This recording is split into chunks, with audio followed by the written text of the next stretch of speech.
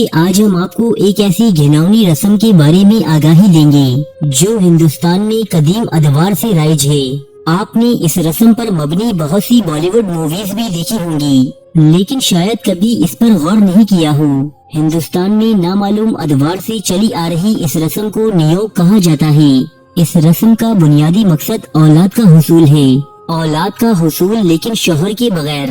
जी हाँ दोस्तों, आपने बिल्कुल सही सुना। नियोग की इस रस्म में कोई औरत जिसका शौहर मर गया हो या उसका शौहर किसी भी वजह से औलाद पैदा करने से कासिर हो, उसे नियोग के जरिए इसके देवर या किसी गैर शख्स से हमबिस्तरी करने और उससे औलाद हासिल करने की आजादी दी जाती है, बशर्ते कि वो शख्स जिससे हमबिस्तरी की जा रही है वो ब्राह्मण यानी हिंदुओं की सबसे आला जात से ताल्लुक रखता हो। ये रस्म आज हिंदुस्तानी मुआशरे में भले ही मकबूल न हो, लेकिन गुज़िश्ता अदवार में नियोग को बहुत ज्यादा शोहरत हासिल थी और हर दूसरे घर में इस पर अमल करके औलाद हासिल की जाती थी। हिंदुस्तान की कदीम रज़मिया दास्तानी, चाहे वो रामायण हो या महाभारत, नियोग की रस्म के बगैर इनका तस्वुर तक मुहाल है।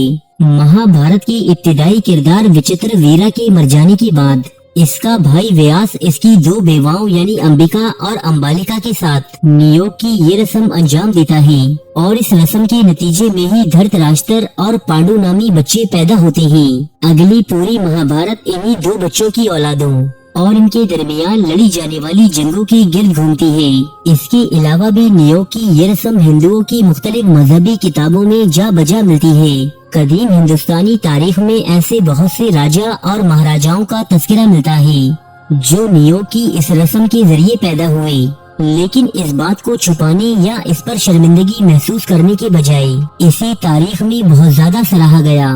नियोग नामी इस रस्म का मतलब ये हरगिज नहीं कि कोई हिंदुस्तानी औरत अपनी मर्जी से जिस मर्द से चाहे जिनसी ताल्लुकात कायम कर ले, बल्कि नियोग की कुछ शराइत हैं जिन पर अमल के बगैर ये रस्म अदा नहीं की जा सकती।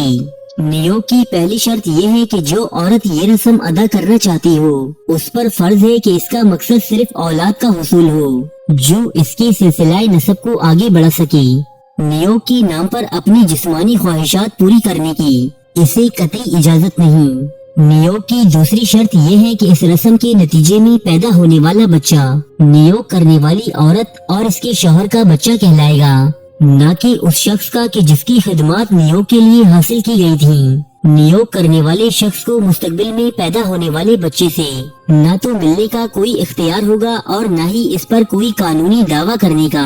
नियोग की तीसरी शर्त यह है कि नियोग के लिए मुंतखब किए जाने वाले शख्स के दिल में कोई हवस या जिनसी ख्वाहिश मौजूद न हो, बल्कि इस रस्म को अदा करते वक्त इसके दिल में ये गुमान हो कि वो ये सब अपने धर्म के लिए कर रहा है।